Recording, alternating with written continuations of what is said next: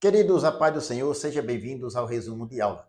Nesse vídeo nós iremos resumir a lição 4, que tem como título Quando a criatura vale mais que o Criador.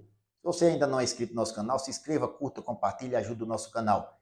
Também utilize os nossos vídeos na evangelização, enviando para uma pessoa que você conhece. Nesse trimestre nós estamos estudando um assunto importante e nós deixamos aqui na descrição do nosso vídeo subsídios que vão melhorar a compreensão sobre o assunto. Coisas que estão acontecendo em nossa sociedade, em nossa atualidade, e que a Bíblia nos alerta.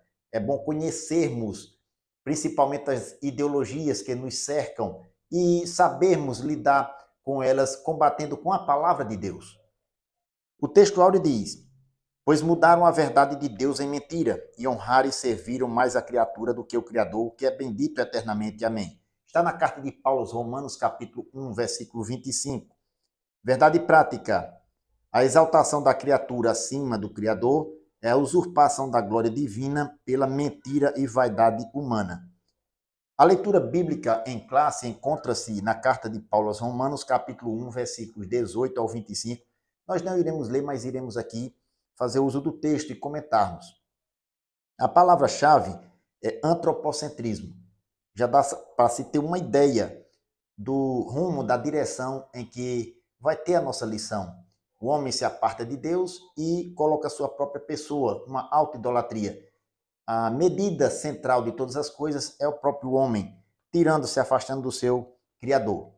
A lição ela tem 3 objetivos específicos, quais sejam: identificar as consequências da irreligiosidade e culto à criatura, compreender a origem histórica do humanismo e seus desdobramentos em nossa cultura, e o 3, conhecer os tipos de autoidolatria e as orientações bíblicas para escapar desses males. Nós iremos para o nosso esquema resumo e ele fica disponível no final do vídeo. Primeiro ponto, o desprezo à verdade. O número 1, a impiedade e a injustiça. Veja, o termo impiedade aqui é trazido por nosso comentarista por irreligiosidade. E injustiça pode trazer o sentido no original de sem religião. Isso marca as características das pessoas que decidem viver sem Deus, decidem viver sem retidão diante de Deus. Na segunda carta de Pedro, capítulo 2, versículo 15, quando o apóstolo faz um alerta sobre os falsos mestres, diz que eles amaram o prêmio de Balaão, filho de Beor, que amou o prêmio da injustiça. Note, o termo injustiça aqui aparece, algo ligado a sem religião.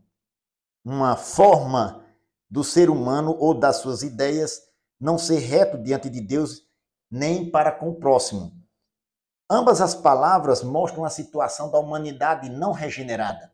Em Romanos capítulo 1, versículo 18, está na leitura bíblica, Paulo diz: porque do céu se manifesta a ira de Deus contra toda impiedade e injustiça dos homens.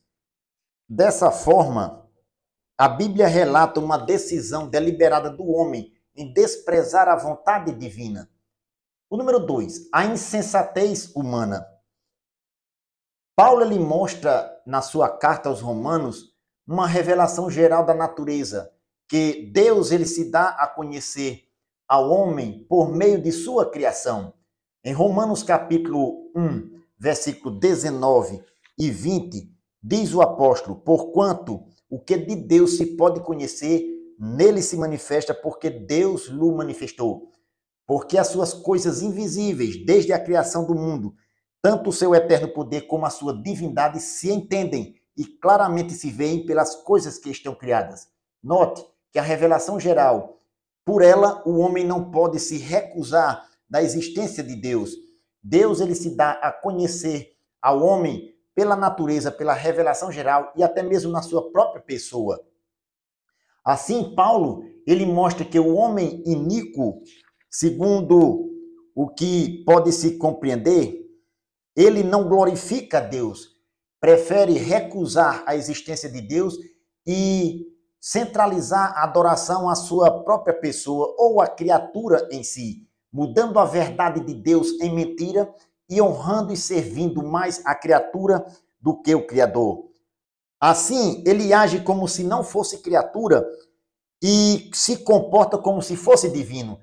Ainda no Salmo 19, Deus, ele mostra como se revela para a humanidade através de sua criação. Os céus manifestam a glória de Deus e o firmamento anuncia a obra de suas mãos. No Salmo 14, mostra como os homens ímpios, eles agem em relação a Deus. Diz o salmista: disseram os nécios no seu coração, não há Deus, tem-se corrompido, fazem-se abomináveis as suas obras. O número 3, culto à criatura. Ao rejeitar a Deus, o homem é deixado à mercê dos seus próprios desejos. Dentre eles, pontua o comentarista, a impureza sexual, a degradação do próprio corpo, conforme Romanos capítulo 1, versículo 24. Dessa forma, o homem troca a verdade pelo engano e passa a cultuar a criatura, a sua própria pessoa. Nós colocamos a religião, passa a ser o culto à própria criatura. Em Romanos capítulo 1, versículo 25, diz o apóstolo Paulo: pois mudaram a verdade de Deus em mentira e honraram e serviram mais a criatura do que o Criador, que é bendito eternamente. Amém. Note, o homem substitui a adoração a Deus e passa a adorar a si próprio ou a criação, a criatura, algo que substitui o próprio Deus. Dessa forma, a religião passa a ser ou ter um sentido diferente. O homem passa a cultuar a criatura. A centralidade do seu culto é na sua própria pessoa, é antropocêntrica. Nós colocamos aqui religião e Estado. Religião e Estado. Religião, o termo originalmente quer dizer religar o homem a Deus. E o Estado é uma instituição política que detém o monopólio do uso da força. Normalmente o líder em estados totalitários, ele tenta sucumbir ou abolir a religião, como pretendia Marx no Manifesto de 1848. Nós deixamos aqui na descrição um artigo e um esboço de estudo para melhorarmos a compreensão. Nós já falamos deste ponto do objetivo do manifesto na lição passada, colocamos como subsídio. Mas o Estado normalmente tenta substituir a religião na figura do líder. O líder passa a ser cultuado. Era uma forma de aplicar, por exemplo, o que Paulo diz: deixaram de honrar e servir a Deus, ao Criador, e passam a honrar e servir a criatura. E dessa forma nós vemos o desprezo à verdade pela impiedade e injustiça, a insensatez humana e o culto à criatura. O segundo ponto, a revolução do pensamento humano. Número 1, renascimento. O renascimento cultural foi um movimento intelectual iniciado na Europa entre os séculos XIV ao XVI. Entre as características desse movimento, nós vemos o racionalismo. Os homens começaram a valorizar mais a razão em detrimento à crença, à fé. Eles deixaram, ou melhor, se recusaram a acreditar em qualquer coisa que não pudesse ser compreendida ou comprovada racionalmente. Outra característica era o antropocentrismo. Até então, as explicações de mundo se davam com base em Deus, na teologia, era teocêntrica. Os homens tiraram Deus das explicações e se colocaram como centro das atenções para explicar racionalmente as coisas. Resultado disso veio a secularização, um processo que começou a atingir a cultura do pensamento humano. Em João capítulo 20, versículo 29, em uma de suas aparições depois de ressurreto, Jesus fala para Tomé: porque me vistes, Tomé, creste? Bem-aventurado aqueles que não viram e creram. Claramente, Jesus aqui estava combatendo o ceticismo de Tomé. Ceticismo esse que tem tomado de conta da sociedade racionalista, antropocêntrica e secularizada. O número 2, humanismo. O humanismo, ele seguiu também essa corrente de pensamento, iniciou-se na Itália, por volta do século XV. Uma das características do humanismo é que a ética e a moral têm como base o ser humano. A ética são as ideias que temos que orientam as nossas ações, são os princípios, ideias de certo e errado.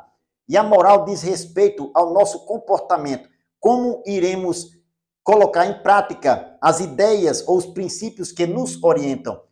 O homem começou a deixar de lado as orientações com base nas escrituras sagradas, nos livros sagrados, para criar um sistema ético e moral que tivesse como centralidade a sua própria pessoa, um sistema antropocêntrico. A base de todos os valores não era mais o Criador, mas sim os próprios humanos. Os humanistas, eles aprofundaram seus estudos na história antiga. A base dos valores morais e éticos tinha como fundamento os valores da Grécia Antiga, fundamentado na filosofia grega. Entre elas está a filosofia socrática ou a filosofia platônica, a fim de desconstruir os livros sagrados. Em Romanos capítulo 2, versículo 11, diz-nos o apóstolo São Paulo: porque para com Deus não há acepção de pessoas. Em Gálatas capítulo 3, versículo 28, ainda nos diz o apóstolo São Paulo: porque nele, em Cristo, não há judeu nem grego, nem servo nem livre, nem macho nem fêmea, porque todos vós sois um em Cristo Jesus. Note que não há distinção de pessoas. Uma coisa positiva que é destacada aqui pelo nosso comentarista, que o humanismo trouxe, foram os direitos do indivíduo.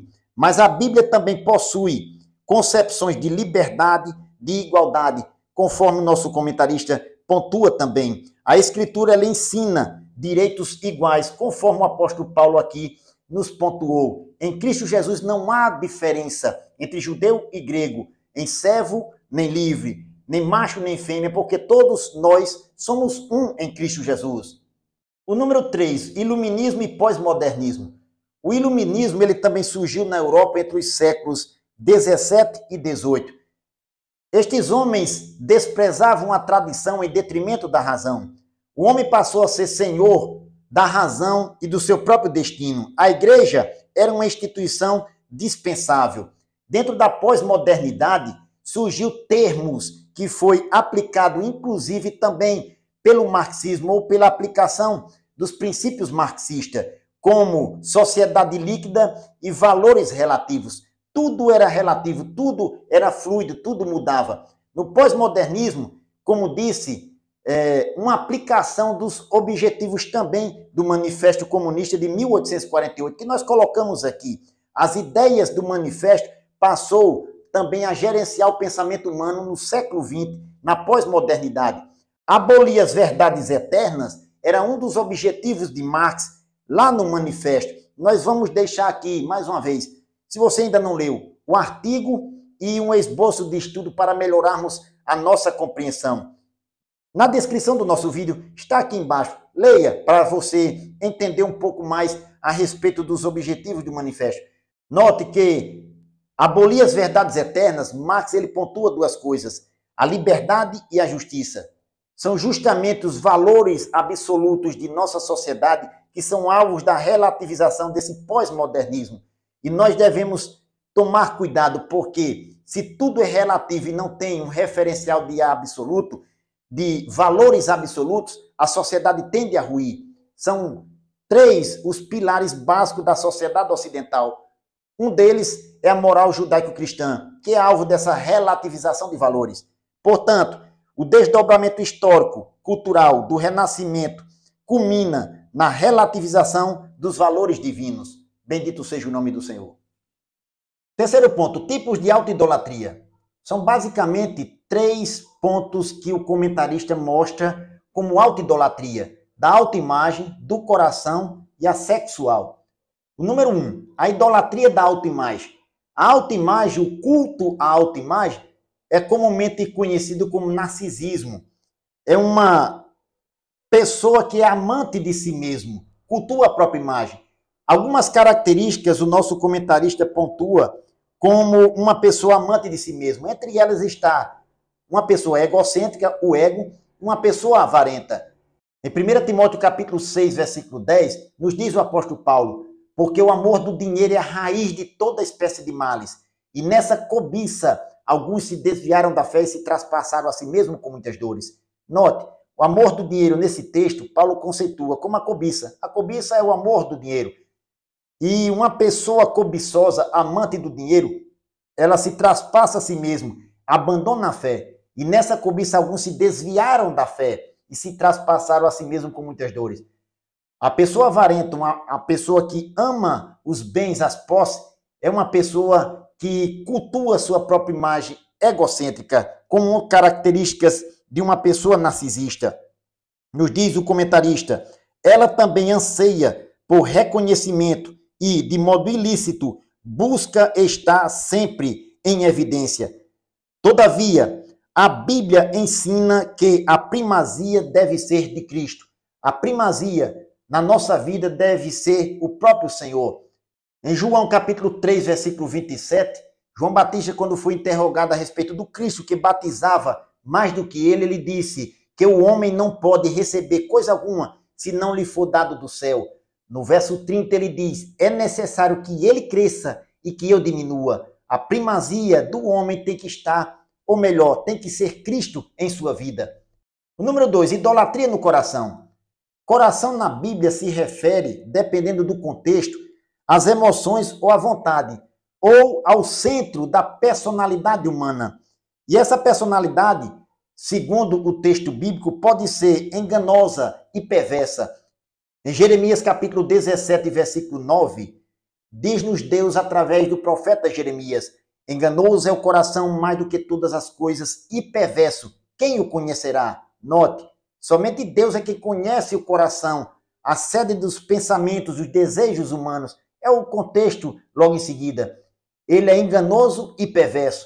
Portanto, quem não teme a Deus e traz ou tem essa idolatria no coração, ele prioriza a reputação pessoal.